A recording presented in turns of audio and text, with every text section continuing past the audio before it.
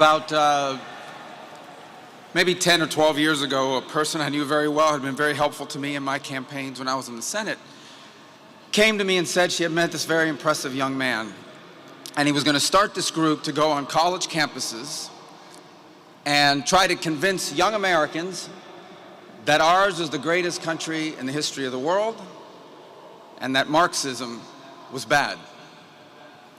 And I remember thinking back then, I'm going to admit to you guys, I was a little skeptical. I said, college campuses, you're going to do that? Why don't you start somewhere easier, like, for example, communist Cuba, you know? But my skepticism was proven wrong. In place after place over the last 12, 14, 16 years, we've seen this renaissance. Understand where we were at that time in our history. Understand where we are still today in many places, where young Americans are actively told that everything that they were taught, that all the foundations that made our society and our civilization so grand, they were all wrong, they were all evil, that marriage is oppressive, that children are a burden, that America is a source of evil, not of good in the world. And here was this voice that inspired a movement in which young Americans were told that is not true. The highest calling we are called to is to be in a successful marriage and to raise productive children.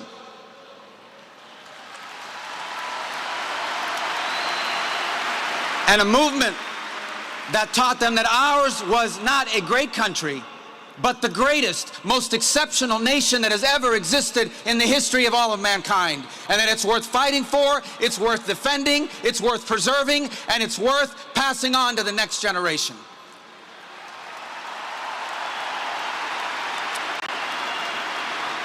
This was the mission and the work of Charlie Kirk. And a couple things that stand out about him. He led this movement, but he did so with incredible knowledge. It's unbelievable how much he knew. He came to me very recently. He said some quote. I said, who said that? He said, Marcus Aurelius. I said, what district does he represent? I kind of knew who it was, but he said back, no, it's a Roman, philosopher king or emperor. His incredible knowledge. Let me tell you that one of the last messages I had with him was just a few days before his passing, where he wrote me from overseas, I'm in South Korea, I have many concerns I want to share with you when I get back. He was constantly expanding his horizons, but he just didn't have knowledge. He had wisdom, an uncanny amount of wisdom for a man as young as he was. Wisdom that sometimes it takes a lifetime to accumulate. He had it in just 31 years. He was also bold. It is so easy, and listen, I've been guilty of it. I think many of us have been guilty of this. You hide behind the walls and you surround yourself with people that agree with you. We do it as a society all the time. Increasingly, people are moving into neighborhoods with other people that agree with them politically and isolate themselves from people that do not agree with them. But Charlie Kirk was bold. He actively sought out to engage peacefully, respectfully, those who he disagreed with. As recently as 2 days ago, we learned of one of the hosts on CNN who said that one of the messages he had gotten just a few days before Charlie's passing was from him, inviting him to dialogue.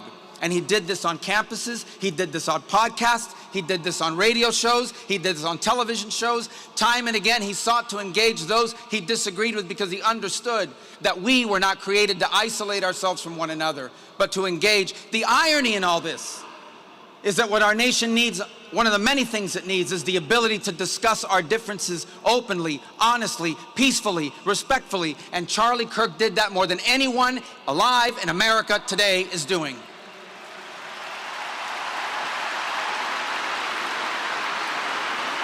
And Charlie Kirk was impactful.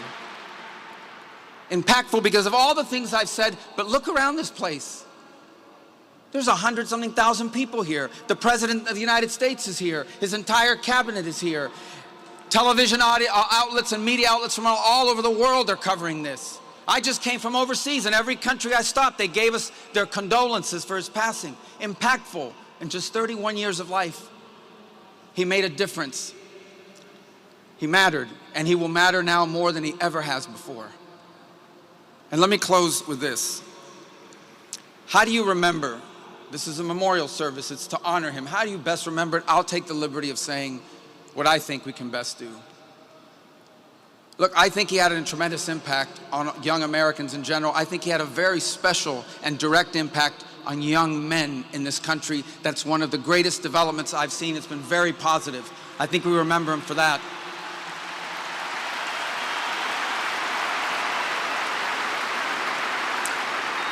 I think we remember him for constantly saying, you want to live a productive life, get married, start a family, love your country. These are powerful messages. But I hope many who are watching, I imagine there are people watching here tonight that didn't know much about Charlie Kirk until 11 days ago. Maybe they were disengaged from politics. Maybe they were partially engaged. I hope one of the things they take from this is that the movement Charlie Kirk led and started and gave fuel to was about politics, but not only about politics. It was deeper, it was broader. And I would say that, taking the liberty, but I'm confident he would agree, one of the things he wants us to take away from this, from all of this, is the following. His deep belief that we were all created, every single one of us, before the beginning of time, by the hands of the God of the universe, an all-powerful God, who loved us and created us for the purpose of living with him in eternity. But then sin entered the world and separated us from our Creator. And so God took on the form of a man and came down and lived among us. And he suffered like men. And he died like a man. But on the third day he rose unlike any mortal man.